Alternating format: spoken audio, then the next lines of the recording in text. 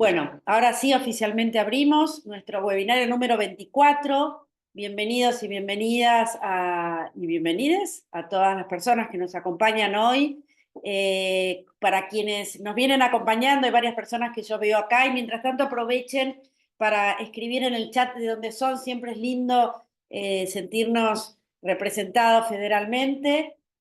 Así que si pueden ir escribiendo en el chat quiénes son y de dónde vienen, van a ser muy bienvenidos y bienvenidas. Como les contaba, para quienes nos vienen acompañando, la Asociación Argentina de Salud Pública es una sociedad científica con las características particulares que tiene la salud pública, que es entender que la salud es una construcción colectiva y es fruto de la forma en que vivimos, tanto de las condiciones materiales de vida como de las formas de organización y de democratización social, y por eso cualquier persona, cualquier sociedad que aborde la salud pública tiene que tener características particulares, entre otras, entender que hay un componente que es académico, teórico, hay un fuerte componente de vínculo social y hay un fuerte componente también político, entendiendo la política como la unión de personas en pos de tomar decisiones y de incidir sobre el destino de una comunidad en particular. Y desde ese espacio, en la Asociación Argentina de Salud Pública, sin banderas partidarias, entendemos la salud como una dimensión política y la entendemos en su dimensión política, porque entendemos que la salud es un derecho que debe ser garantizado por el Estado, y desde ese lugar queremos jugar el rol que creemos que debemos jugar, y por eso, entre otras cosas, estamos organizando estos webinarios semanalmente, que es un esfuerzo extraordinario, pero sin embargo nos parece que vale la pena y lo hacemos con muchísimo gusto y mucha convicción, porque hoy más que nunca tienen que existir estos espacios de pensamiento, de reflexión y de construcción colectiva. Acá tenemos un fuerte apoyo de nuestros consejos en la Asociación Argentina de Salud Pública. Hay 20 consejos que están liderados por distintas personas expertas en alguna temática y que además tienen militancia personal por esa temática, y entre ellas uno de estos consejos muy querido por nosotros, porque además reúne a personas de extraordinario compromiso, es el de salud ambiental, precedido por Aníbal Carbajo, quien organizó este webinario. Así que Aníbal, muchísimas gracias a quienes invitaste a participar, a Ernesto, a Francisco y a Cecilia. Este tema nos parece trascendental, así que ojalá también podamos seguir organizando este tipo de webinarios vinculados a la salud ambiental, sobre todo en momentos en los cuales el cuidado del ambiente está tan amenazado. Muchísimas gracias, Aníbal. Gracias, Alejandra. Bueno, bienvenidos a todos. La idea va a ser que hagamos las 4 exposiciones, entre 10 y 12 minutos cada una. Yo aviso a los 10, así respetamos el tiempo y podemos abrir luego a preguntas, ¿sí?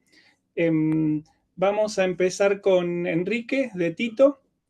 Él es profesor y doctor en Ciencias Químicas de la UBA, fue miembro de la carrera de investigador científico del CONICET y director en el Ministerio de Salud de la Nación.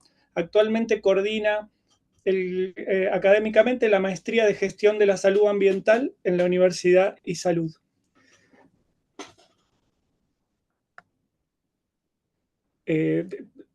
Si querés, Ernesto, ya compartí. Buenas tardes. Espera que tengo en pantalla a todo el mundo acá. Dale. A ver si saco esto.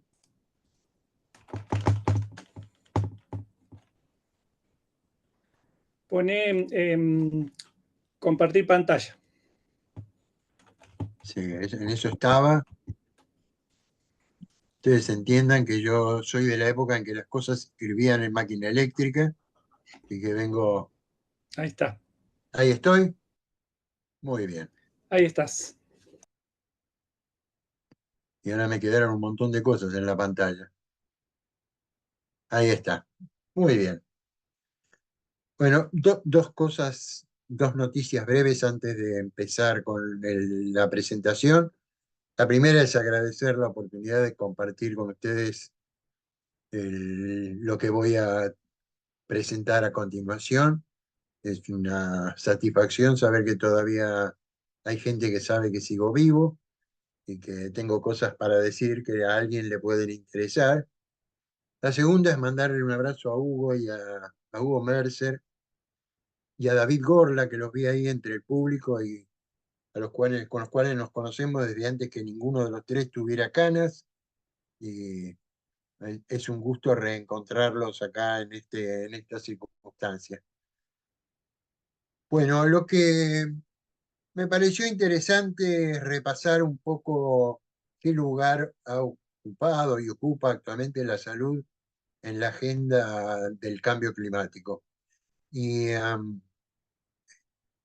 un poco, la idea es tratar de transmitirles la sensación, a ver, esperen que paso con cómo era que pasaba, ahí está. Eh, Sectoricé la presentación en estos 9 capítulos para ver bien de dónde venimos, a dónde vamos, a dónde estamos y a dónde vamos. Un simple recordatorio de que el cambio climático es una realidad, digamos, que crece día a día. Hace apenas, por lo menos para mí, apenas, pero y para la humanidad, apenas hace que 40 años que se habla del tema, que el tema entró en el escenario. Y, digamos, la velocidad con que el tema ha crecido y la preocupación ha crecido es directamente proporcional a la importancia que tiene como riesgo para la humanidad y en realidad para el planeta mucho más allá del ser humano. Y que, digamos, lo dramático que es después, a pesar de todos los esfuerzos que se hacen y a pesar de toda la información que se ha ido acumulando, eh, demostrando la inevitabilidad del problema, eh, es hoy todavía un tema que tenemos que, parece estar en la mesa de discusión como si hubiera opciones, digamos, de no hacer nada, que es un poco a veces la sensación que a uno le queda cuando ve como en la lista de preocupaciones y de temas sobre los cuales se le financia la actividad. Ah, ya esto todos lo sabemos, que digamos básicamente hay dos grandes campos de actividades que están instaladas, las actividades de adaptación y las actividades de mitigación, que no son independientes entre sí, pero que uno tiende a sectorizar un poco como para simplificar los títulos, pero que son dos actividades, digamos, íntimamente vinculadas. Baste pensar que, digamos, las propuestas de adaptación que hagamos dependen de nuestra capacidad para avanzar con la mitigación, o sea, con la reducción en los gases de efecto invernadero. A mí me preocupa, me interesó, es un poco el eje central de esta presentación, repasar cómo hemos tomado el tema. Y fue interesante, me parece interesante destacar que desde el inicio de la década del 90, la Argentina, digamos, tomó con mayor o menor seriedad, pero tomó y puso en la agenda pública el tema de la preocupación por el cambio climático. Eh, Fíjense ustedes que la primera decisión pública en relación con el cambio climático se tomó aún antes de la cumbre de la Tierra de Río del año 92. Y yo no voy a repasar el listado de cosas que están en las pantallas, esta y las sucesivas, porque, digamos, no, escapa al objetivo de nuestra conversación de hoy. Pero como ustedes pueden ver, digamos, a ojo desnudo, prácticamente en forma permanente ha habido, digamos, avances en el sentido del compromiso que la Argentina ha tomado con el tema. Y esos compromisos, digamos, ah,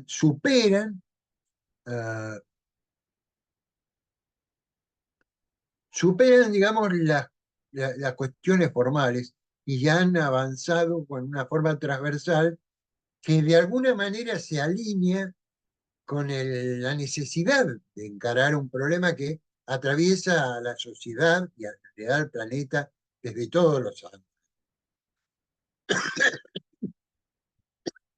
Y me parece oportuno rescatar que el Ministerio de Salud de la Nación, bueno, yo en esa época estaba, digamos, trabajando ahí e involucrado en esta temática, ya en el año 2004 tomó una primera actitud para incorporar el tema del cambio climático al escenario de la salud pública. Y para lo cual por ahí pasó, yo no, ahora, digamos, donde uno mira con perspectiva, a veces entiende mejor cómo pasan las cosas. Tal vez eso en realidad eso coincidió con el momento en que la Secretaría de Ambiente fue incorporada al Ministerio de Salud en la gestión de González García y tuvimos un Ministerio de Salud y Ambiente. Y eso, a pesar de que históricamente había habido una excelente relación con la Secretaría de Ambiente, pero eso ayudó a tener un diálogo más, digamos, como más cercano y más cotidiano. Y desde ahí en más, uh, digamos, las acciones vinculadas con la participación del sector salud en las políticas frente al cambio climático, digamos, se han mantenido en forma permanente. En paralelo, ustedes pueden ver acá, digamos, traté de jugar con los colores para distinguir participaciones que ha tomado el Ministerio de Salud eh, desde aquel momento. Ya en el 2008 hicimos el primer perfil nacional de salud y ambiente. Hoy, eh, hoy lo miro casi con nostalgia, han pasado como 15 años de eso, y ya habíamos marcado digamos, una primera vez. Y en realidad, en forma contemporánea, con la incorporación para la preocupación del cambio climático en la Organización Panamericana de la Salud y en la Organización Mundial de la Salud, que son las cosas que ustedes pueden ver con color verde. Es decir, el avance ha sido permanente y una cosa que me parece importante destacar es que esta continuidad ha trascendido los distintos cambios de gestiones políticas. En otros aspectos de la realidad, a veces las transiciones de administraciones diferentes significan la muerte o el entierro de algunas iniciativas o la aparición mágica de otras para reemplazarlas. Esto no ha pasado con el tema del cambio climático en la Argentina. Digamos, ustedes, si siguen acompañando con su lectura lo que les estoy contando, ven que digamos, año a año ha habido progreso en el sentido de tomar una política pública frente al tema. Ya hoy yo hasta me animaría a decir que la política frente al cambio climático es una política de Estado, o por lo menos hasta el 10 de diciembre del año pasado era en esa manera. No estoy al tanto de qué es lo que está pasando hoy por hoy en estos últimos meses, pero eh, aseguro que, digamos, desde el 90 hasta el 23, que son unas considerables Ernesto, cantidades de años, 10 hemos minutos tenido una vamos, continuidad. Ernesto. ¿Perdón? Vamos 10 minutos ya. Ya vamos 10 minutos, mira vos. Y bueno, acá ven cómo esa lista continúa hasta el día de hoy y vamos mostrando que la continuidad que ha tenido a lo largo del tiempo. Ven que sigue y sigue y sigue, año por año se producen progresos en este sentido. Entonces, si trazamos la secuencia, digamos, vemos la letra grande, ya hemos atravesado la existencia de una ley nacional, de un plan nacional, de una estrategia, y estamos en la etapa de desarrollar los programas locales, regionales, nacionales, o locales o regionales, que existen ya en muchos lugares del país, empezando por la ciudad de Buenos Aires, o algunas provincias que acaban de, digamos que el año pasado presentaron sus proyectos. Al sector de la salud le competen, digamos, dos grandes territorios. Una es responder a la emergencia climática y la otra es operar sobre su propia capacidad de generación de gases con efecto invernadero. En la primera tenemos un avance más significativo que en la segunda, pero esto ya está en la agenda puesta. El tercer espacio que le queda al sector salud en Argentina es seguir participando activamente en la discusión internacional. Aquí tenemos una síntesis de las actividades sobre las cuales, digamos, el sector tiene la responsabilidad de tener capacidad de respuesta. Acá tenemos una imagen, digamos, de cómo somos al mismo tiempo generadores de gases con efecto invernadero. Y por último, casi por último, perdón, aunque me faltan todavía los 2 minutos que me ofreciste, quiero recordar que el sector salud en realidad no ha intervenido en el proceso internacional de cambio climático en la misma medida que lo ha hecho en la Argentina. Y si ven en este gráfico, ven que el número de participantes del sector salud en las reuniones con las COPs ha sido muy bajo históricamente. Y yo diría que recién hasta el Acuerdo de París de 2015 es que no se ve una incorporación activa del sector salud a la actividad, a los compromisos tomados colectivamente. Ahora sí 12. Ahora sí 2 o 12. 12, ya Bueno, terminamos. bueno, te dejo la Redondealo si querés. última. Dale. Redondea Perdón. la última. La última, pero lo que les quería decir es que supongo que la van a compartir, así que después les queda, digamos, para las noches de insomnio les queda la oportunidad de mirarla con cuidado. Dale. Las últimas son las 2 recomendaciones. Primero, que es necesario profundizar la investigación, porque hay mucho para saber. Y la segunda es tener en cuenta que los sectores desprotegidos, los sectores económicamente postergados, son los que más van a sufrir las consecuencias, y esto debe estar en nuestra agenda cada vez que nos propongamos actividades. Y la frase de cierre sería esto, el consejo del viejo Vizcacha. Y es que no podemos, lo que no vayamos a invertir ahora va a ser un costo en el futuro. He dicho. Bueno, gracias y perdón por el apuro, pero cuando uno quiere poner tantos oradores, gracias Ernesto. Por nada. Vamos Ahora a seguir, sí, dejar de compartir. Sí. Va a seguir Francisco, licenciado en Salud Ambiental de la UNER, especialista en Ingeniería UBA, Universidad Nacional de José C. Paz y Sociedad Iberoamericana de Salud Ambiental. Bueno, buenas tardes a todos y todas. Ahí te pisé la presentación, Ernesto. Sí, porque no logro sacarla porque soy un tonto con esto. Bueno, en primer lugar, agradecerle a la Asociación Argentina de Salud Pública por la invitación, a Aníbal en especial, y bueno, y un placer compartir con Ernesto, con quien hemos transitado mucho este camino juntos y que lo reconozco como quien me introdujo en la temática, así que ese placer. Y también saludar a Cecilia, quien nos va a estar acompañando en este ratito. Bueno, tengo muy poco tiempo, así que decidí ser bastante conciso. Mi propuesta es abordar algunos aspectos del calor extremo en relación con la salud. El tema que nos convoca es cómo está cambiando el sistema climático, aunque muchos lo quieran negar o consideren que es una entelequia. Esto es algo que está ocurriendo, hay evidencia científica. Al menos desde fines del siglo XIX, la temperatura media global ha estado en aumento.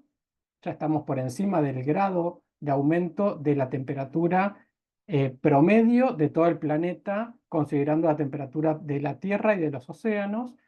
Y podríamos pensar que esto es insignificante si vemos lo que varía, no sé, la temperatura en un día común, ¿sí? Pero, ¿qué ocurre cuando la temperatura del planeta aumenta de este modo? Es que la distribución de las probabilidades de las temperaturas se corre, esa campanita de Gauss que ven en la derecha arriba, se desplaza y esto genera que aumenten las temperaturas extremadamente cálidas y que disminuyan las extremadamente frías. Asimismo, el panel intergubernamental de expertos en cambio climático asevera que desde la década del 50 las olas de calor se han hecho más frecuentes y más intensas en todo el planeta y que en todas las regiones los eventos de calor extremo han provocado mortalidad y morbilidad humana. Esto es el último informe del IPCC publicado en 2021 para bases físicas y 2022 para vulnerabilidad, adaptación e impactos. Pensando un poco en qué, eso en términos de la amenaza climática, ¿sí? El calor extremo como una amenaza que viene a modificar y afectar distintos sistemas naturales y humanos, y pensando un poco en la vulnerabilidad de la población, y particularmente Argentina, traigo acá como algunos datitos de algunos factores que aumentan la vulnerabilidad.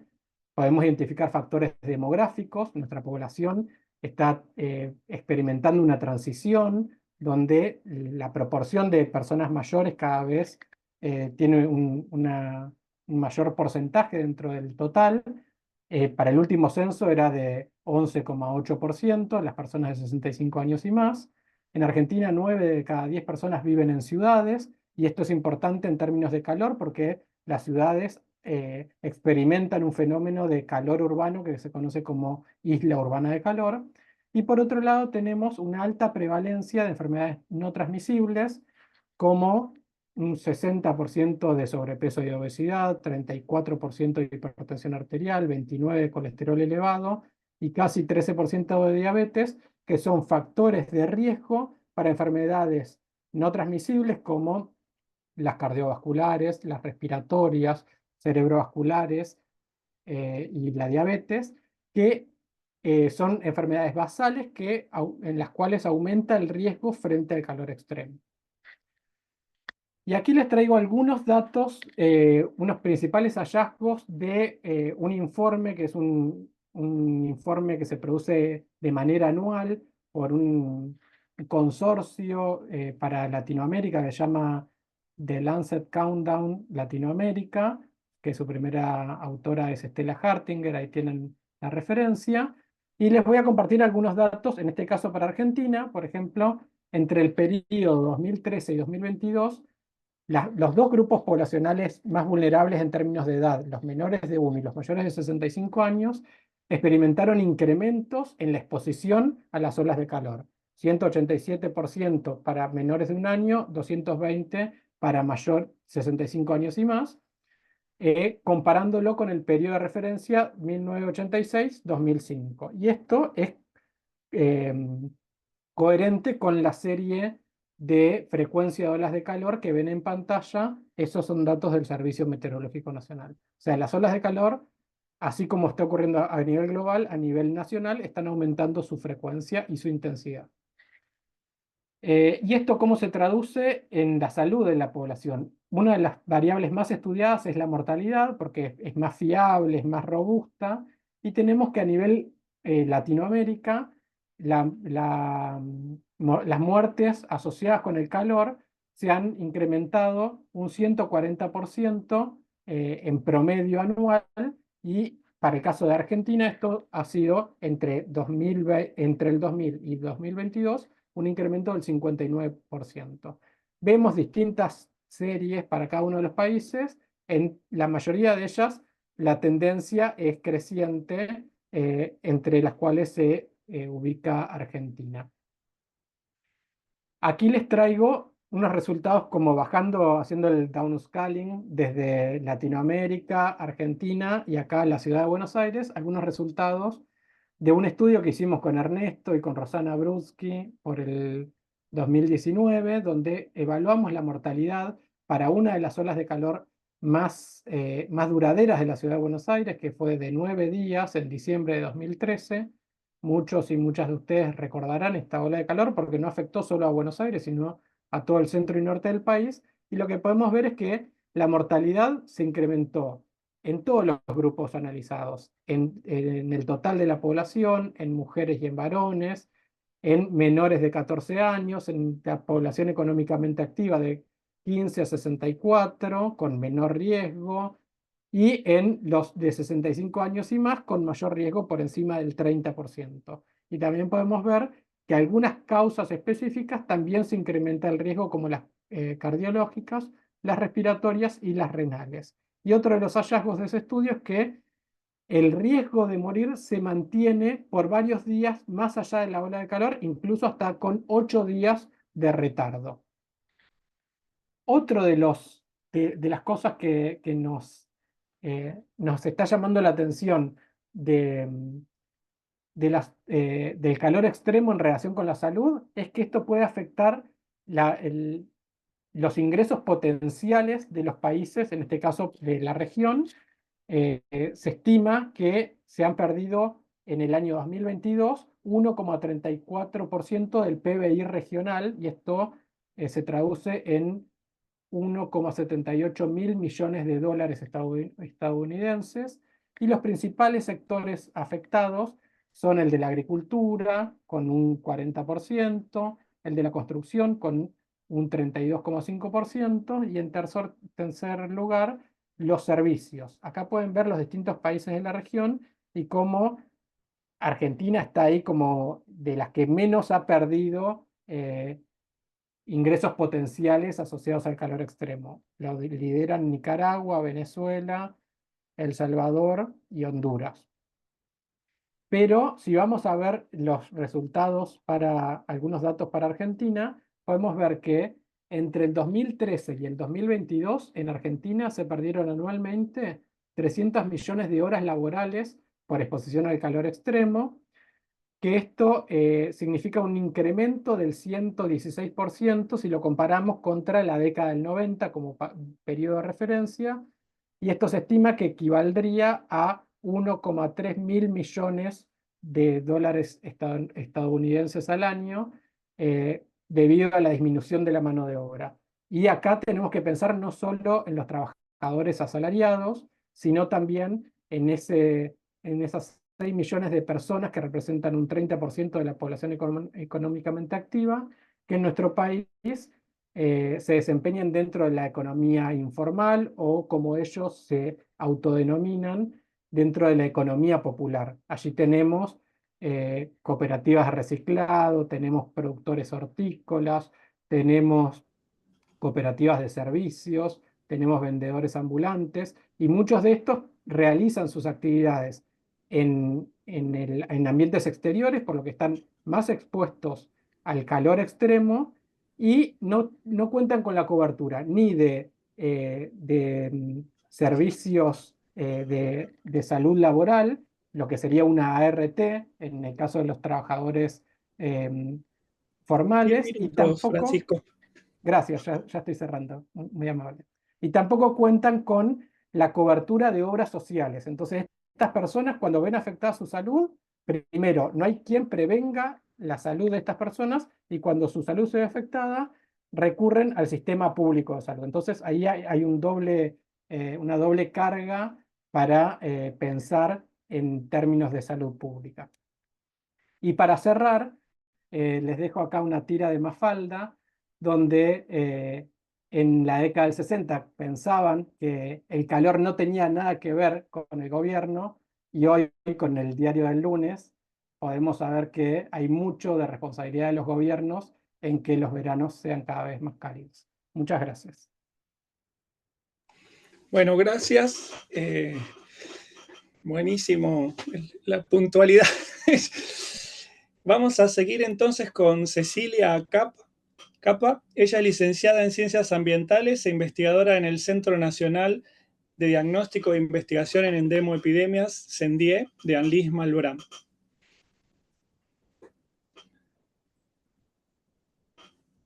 Hola, ¿qué tal? Buenas tardes a todos. Ahí deberían ya estar viendo la presentación. Sí, perfecto, se ve. Buenísimo.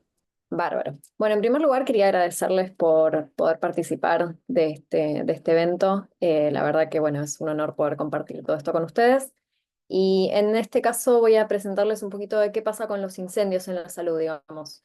Acá sabemos que, bueno, ya más o menos todos deben conocer cuáles son los efectos principales, que los incendios juegan un rol muy importante en la salud humana. En general por estas cuestiones, ¿no? Primero de todo, que induce un daño para la salud, en general lo vinculamos mucho con enfermedades respiratorias, aunque también con enfermedades cardiovasculares, entre otras, además del riesgo mismo de los fuegos, ¿verdad?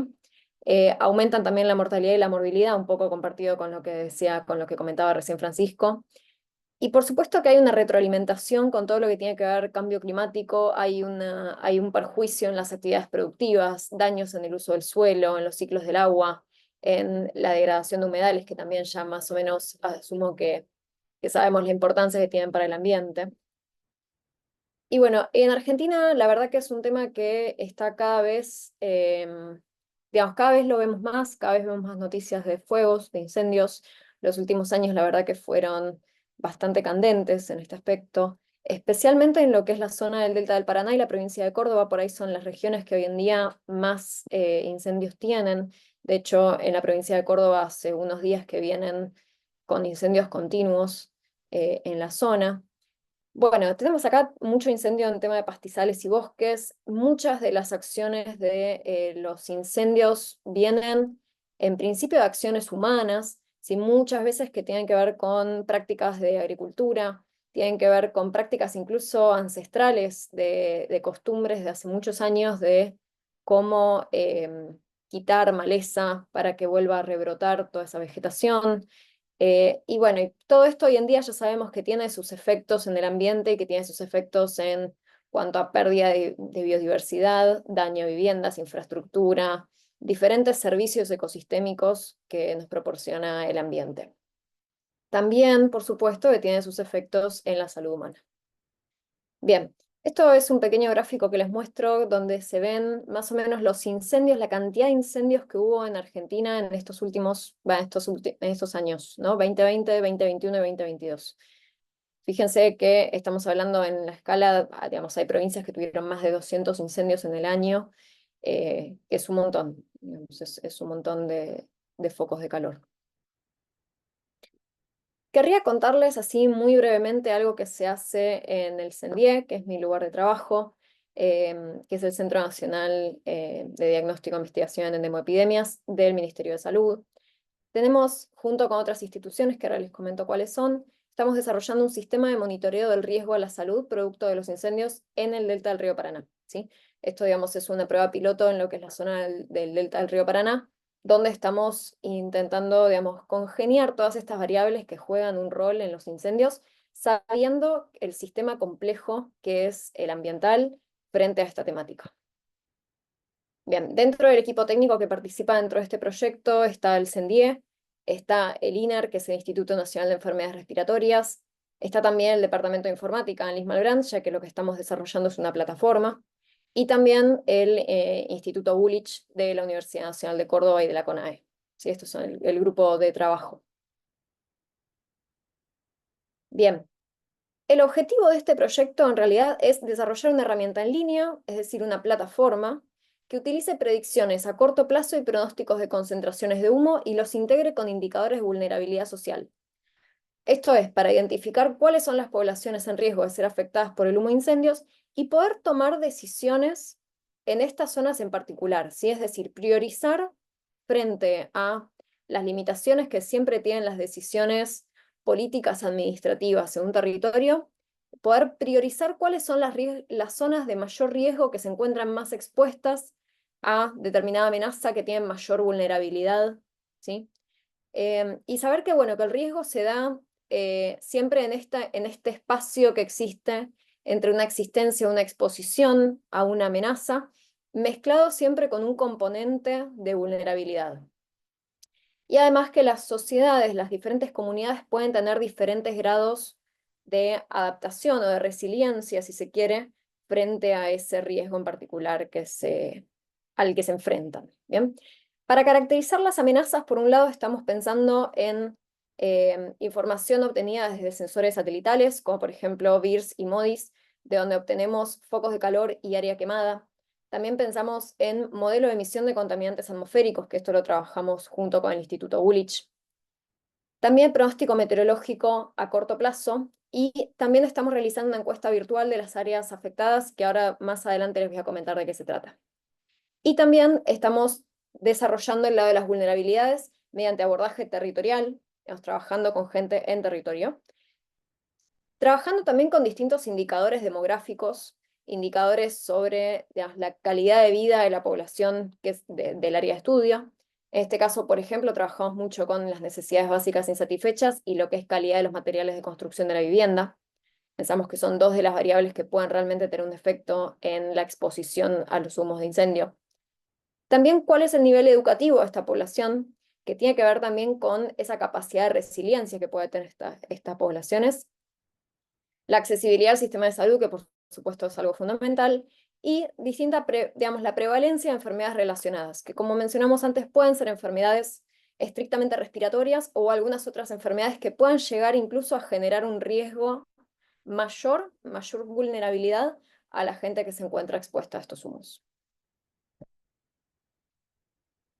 Entonces, el objetivo de esto un poco es la toma de decisiones basada en evidencia, ¿sí? No es lo mismo tomar decisiones porque sí en una cierta región, sino poder basar esto en estudios profundos sobre la temática, la optimización del impacto de políticas públicas que buscan la disminución de la morbimortalidad, fortalecer las acciones de atención en la salud en poblaciones que más lo necesitan, detectar justamente cuáles son esas poblaciones y apuntar a mejorar esas condiciones en particular, visibilizar un problema de salud pública y anteponernos a los posibles daños, ¿sí? Eso en cuanto a medida preventiva en toda esta situación. Acá, por ejemplo, a la derecha hay un pequeño mapa donde se van viendo cómo fueron evolucionando los focos de incendio en el año 2020, que fue uno de los que más focos tuvo del último tiempo. Fíjense, digamos, realmente es impactante la cantidad de focos de incendio que hubo y el área quemada que termina resultando de todo esto. Bien, y a continuación les quería mostrar algunos mapas, ¿sí? Esto es la zona del delta de Paraná. Y estos son los focos de calor de estos años 2020, 2021 y 2022, ¿sí? Fíjense que realmente es muchísima la densidad, especialmente en la zona de las islas del delta, es decir, en este espacio que está entre medio, digamos, dentro del delta del río Paraná. Bien, esta es la densidad de focos de calor del año 2020. Así evolucionó en 2021, fíjense que es mucho menor, igualmente es considerable. Y finalmente esto es lo que ocurrió en el año 2022. En función de estas imágenes que nosotros trabajamos, superpuestas con variables de vulnerabilidad, en este caso, digamos, con el tema de la densidad de focos de calor, estamos caracterizando la amenaza. En segundo lugar, caracterizando la vulnerabilidad mediante estas variables que yo les comentaba antes, que tienen que ver con las condiciones demográficas o socioeconómicas de esta población, fuimos determinando cuáles eran las zonas de estudio, ¿sí? Si ustedes llegan a ver, ahí hay 3 líneas, una línea roja punteada que indica una zona que nosotros consideramos que podría ser de mayor exposición. En segundo lugar, hay una línea naranja, que podría ser una zona de riesgo 2, y finalmente una línea amarilla que podría ser una zona de riesgo 3. En función de, por supuesto, estas variables demográficas y de la exposición que consideramos que tienen frente a esta amenaza. Entonces, a partir de esto se seleccionaron algunos centros urbanos de la zona, ¿sí? Todos centros urbanos de dimensiones más o menos similares en cuanto a cantidad de habitantes, y se realizó una encuesta de estas ciudades que aparecen mapeadas acá, de los nombres que aparecen acá. Se enviaron algo más de 1000 encuestas virtuales a estas 21 ciudades que se encuentran en la zona, y por ejemplo se encontraron dentro de otros estos resultados que la verdad que son bastante llamativos en cuanto al nivel de exposición que estas personas consideran que tiene al humo de incendios. Entonces podemos ver que en la zona de la cuenca baja, 10 ¿sí? minutos. Muchas gracias. En la zona de la cuenca baja estamos encontrando gente que considera que estuvo muy expuesta a los humos de incendio y también todo esto se correlaciona con diferentes variables que se fueron averiguando en las encuestas, como por ejemplo la prevalencia de ciertas enfermedades respiratorias, como pueden ser EPOC y asma, y también otras enfermedades previamente existentes, como pueden ser, que suman factores de riesgo, como pueden ser la hipertensión, entre otras, enfermedades cardiovasculares. Entonces, a partir de la exposición a los humos de incendio, podemos ver que realmente existe una correlación entre estas variables y también existe una correlación con lo que tiene que ver con variables sociodemográficas, especialmente con el NBI, con las necesidades básicas insatisfechas y con la calidad de vivienda de estas poblaciones. Bueno. Muy brevemente, eso sería el proyecto en el que estamos en curso. Les agradezco por el tiempo y después esperamos consultas. Muchas gracias. Bueno, gracias. Bueno, y por último voy a ir yo. Soy Aníbal Carbajo, soy biólogo y investigador de CONICET en la Universidad de San Martín. Vamos a ver.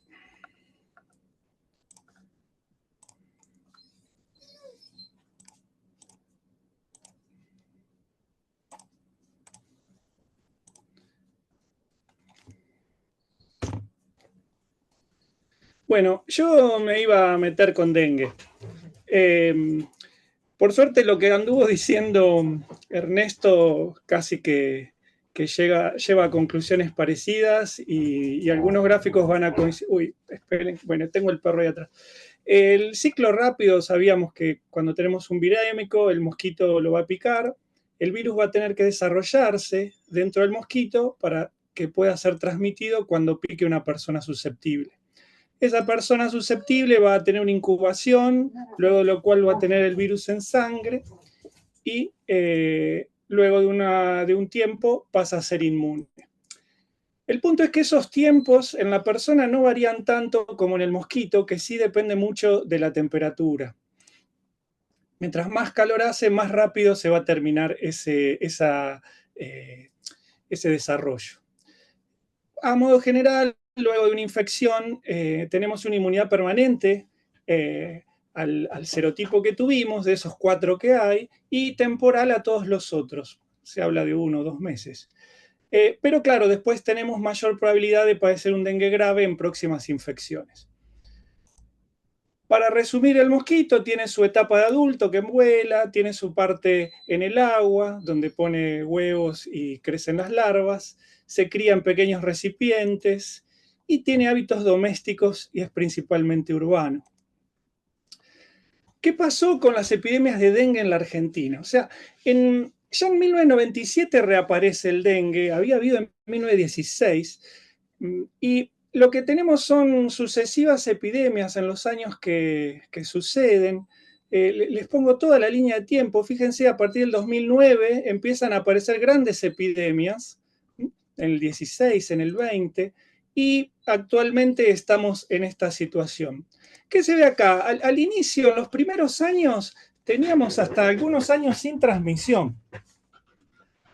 Después tenemos que las epidemias grandes, la del 2009, la del 16, la del 20, se empiezan a producir siempre con más casos. Fíjense, 26.000, 41.000, 50.000 y cada vez más frecuente. Este es un patrón que ya se había visto en Brasil en la década anterior. O sea, en Brasil empezó, o sea, en el 82 empieza el dengue en Cuba y ya en el surgimiento de Brasil se ve este comportamiento. Pero hoy día estamos llegando a un 23, un 24, donde realmente aumentó muchísimo la cantidad de casos y tuvimos transmisión en invierno. ¿Qué quiero decir? Los casos de dengue suelen concentrarse en verano y más bien hacia el otoño, todos los años. Acá este gráfico lo puse como para ver que en el invierno baja muchísimo la transmisión y se corta. Por eso era epidémico. Eran epidemias cada vez que entraba el virus. Resulta que ahora esa transmisión se ha hecho, o al menos en el 23 se hizo endémica, porque durante todo el invierno se Uy, empezó a ir para atrás. Se continuó. Disculpen. Ahí va. Acá puse las grandes epidemias que mencioné, o sea, desde el 16. Ahí se puede ver en naranja el 16, que empieza temprano, por enero, quizás a fin del año anterior, del 15. Tenemos la del 20, que está mucho más corrida hacia el otoño. La del 20 coincidió con COVID. La del 23, que fue en su momento la más grande, también corrida. Y la del 24, que es la que estábamos teniendo ahora, y ahora estamos ahí, se está discutiendo si dejó de transmitirse en Formosa y Chaco o si sigue. Pero fíjense que este rosa del 24 no paró en el invierno, ahí sigue muy bajito, pero desde el 20, esta celeste termina aquí en la 30, y la 31 continúa. Eso fue lo que consistió en el primer año endémico de dengue en la Argentina. Esto no es solo en Argentina. O sea, esto se ve en el cono sur. Fíjense, acá está en amarillo el promedio de 5 años de casos. En el 23 lo que había sido el récord y el 24 este terrible récord, que se ve también en Centroamérica y México, en el Caribe. Acá está corrido, ¿no? La temporada es opuesta porque el verano es nuestro invierno. Y toda la subregión andina. O sea, no es un fenómeno que solo se haya vivido en Argentina. Entonces, vamos a ver este efecto de la temperatura en el dengue. Acá estaba ponderando Linux y el software libre, pero no se ven los mapas. La idea es que tanto la distribución del vector como de los casos de dengue claramente muestran que son tropicales, subtropicales y que están asociados a mayor calor. Obviamente, si tenemos un aumento de la temperatura, vamos a tener no solo quizás más casos, sino también una expansión geográfica. Ya en el 2015 se podía ver este tipo de gráficos, donde la temperatura media aumentaba y los casos también de dengue. Y si pensamos en estos gráficos que también nos mostraba Francisco, acá están los récords de los meses más cálidos que fueron ocurriendo, y fíjense qué años saltan a la vista, ¿no? El 16, ¿sí? El 19, el 23, el 24, esto es para el hemisferio sur. Si uno mira el de todo el mundo, salta el 20 en vez del 19, que son justo nuestros años de epidemias. Acá está el 24, fíjense, de enero a marzo tenemos los máximos históricos. Y miren cómo en el invierno del 23, que es esto, y la primavera, también se batieron los récords históricos. O sea, esto quiere decir 170 años sin una temperatura tan alta, ¿no? Y porque antes no tenemos registro con termómetros, digamos, puede haber registro por otro sistema. Entonces, la temperatura parecería mostrar que evidentemente, digamos, tiene que tener algo que ver con el aumento de dengue. Si ustedes me preguntaban esto hace 10 años, yo lo podía discutir. Hoy día creo que ya no queda duda de la asociación que hay entre el calentamiento global y el aumento del dengue. Del 2000 al 2019 se multiplicaron por 10 la cantidad de casos. Bien, temperatura, más mosquito, más rápido se desarrolla el virus, se transmite más. Pero ¿qué otras cosas nos pueden estar afectando? Densidad de población. Dijimos que es un mosquito urbano y sabemos que las enfermedades, cuando hay más gente, también suelen transmitirse más fácil. Entonces, ¿qué pasa con la urbanización? ¿Y qué pasa con la conectividad interurbana? ¿Sí? Con estos viajes entre ciudades, que creo que después de la epidemia del COVID nadie duda de la importancia que puede tener. Y obviamente con los modos de vida, el nivel socioeconómico. ¿Qué pasa con el nivel socioeconómico? ¿Cómo afecta la conectividad urbana? ¿Cómo afecta el agua que tenemos? ¿Tenemos agua corriente? ¿La tenemos que almacenar y producir criaderos? ¿Qué pasa con las casas? ¿Tienen mosquitero? ¿Tienen aire acondicionado y están las ventanas cerradas de modo que entren o no los mosquitos? Bueno, OPS ya nos va a marcar que los principales causantes de ese aumento de casos podrían ser calentamiento global y fenómenos del Niño, crecimiento poblacional y aumento de la pobreza, ¿no? Estas dos últimas llevan a una urbanización desordenada que favorece muchísimo la transmisión y, como decíamos antes, y encima son más vulnerables y lo sufren más. Con lo cual rescato muchísimo lo que decía Ernesto, de dónde hay que centrarse en en nuestro futuro de salud ambiental. Bueno, en la temperatura, acá está el gráfico similar al que mostró Francisco, fíjense el récord en el 24 total. Marco acá el 60 y el 2010, porque también podemos ver qué pasa con la población en el mundo. La verde es la de ingreso medio, la celeste es la de bajo, no, la de el mundo, y la de bajo es la violeta. La urbanización en Argentina también muestra un patrón de crecimiento. Cada vez somos más los que vivimos en las ciudades y menos los que viven en el campo. Eso también colaboraría con el dengue. Y los viajes aéreos. Si estamos hablando de que el caso se van contagiando y pasando de lugar en lugar, bueno, la cantidad de vuelos diarios que hay o los pasajeros que viajan son cada vez más. Bueno, el pronóstico creo que está dado, ¿sí? Así que bueno, esa era mi intención de comunicación de hoy.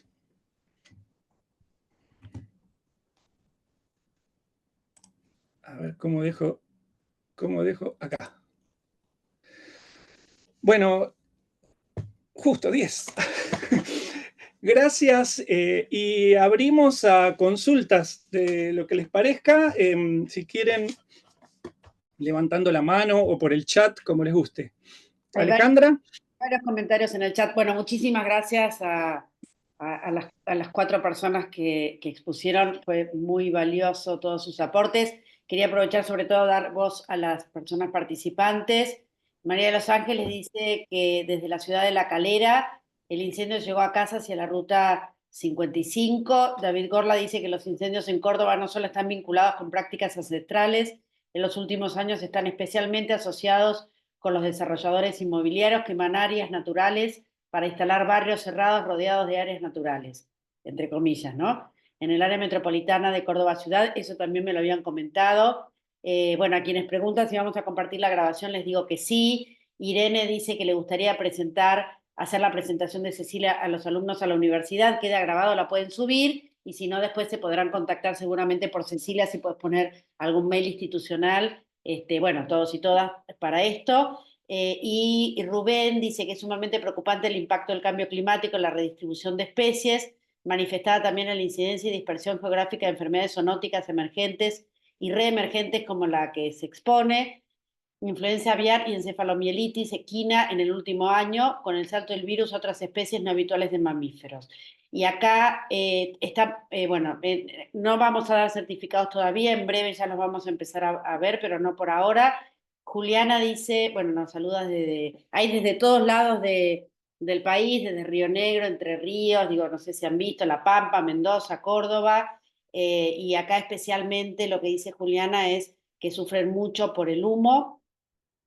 Y Tania dice que fin del año pasado y principio de en Esquel ocurrió el incendio del Centinela, súper cercano a la urbe, y falta trabajo para las personas que trabajan frente al fuego.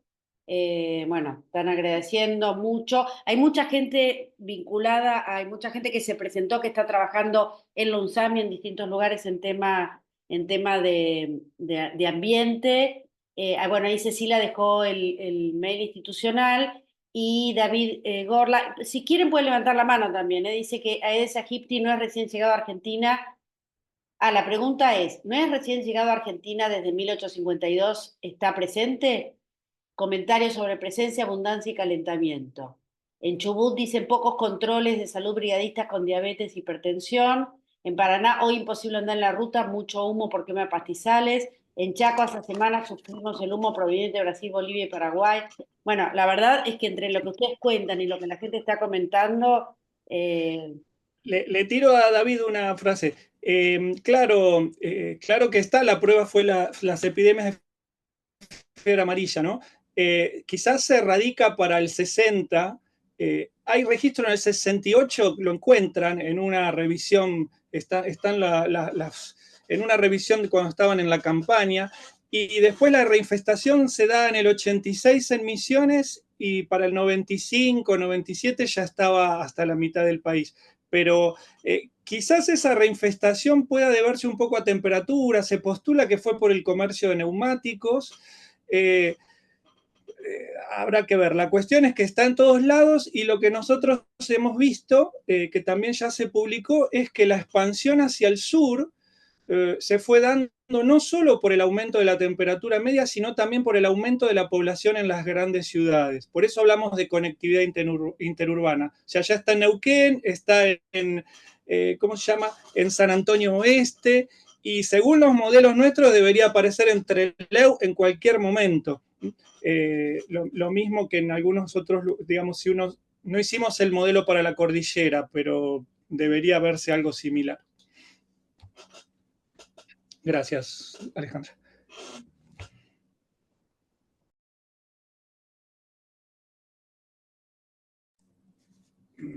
Bueno, para finalizar, mi intención también es llamar la atención sobre el cambio global. ¿Sí? Siempre hablamos de calentamiento, pero como traté de mostrar ahí, está el crecimiento poblacional, el cambio del uso del suelo, la degradación, ¿no?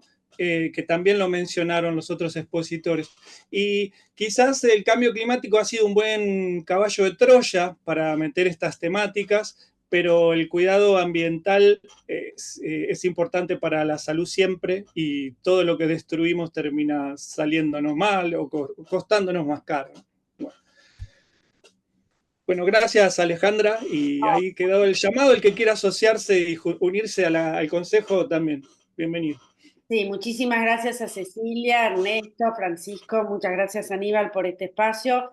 Creo que es un tema que además urge que sigamos trabajándolo. A las personas que están trabajando en distintos lugares de ambiente, también les invito. Estamos ya empezando a organizar el congreso para el año que viene, donde sin duda ambiente tiene que ocupar un espacio muy clave, y ahí es pensar no solamente cuáles son las cosas que tenemos que aprender, sino también cuáles son las acciones desde la sociedad y desde nuestros espacios de trabajo que tenemos que implementar.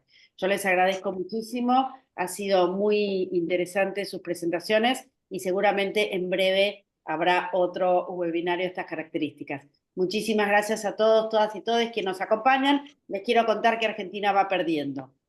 Ah. Hoy será partido, así que Argentina va perdiendo 2-1, pero todavía podemos ganar. Un saludo grande a todos, todos y todes. Hasta pronto. Chao.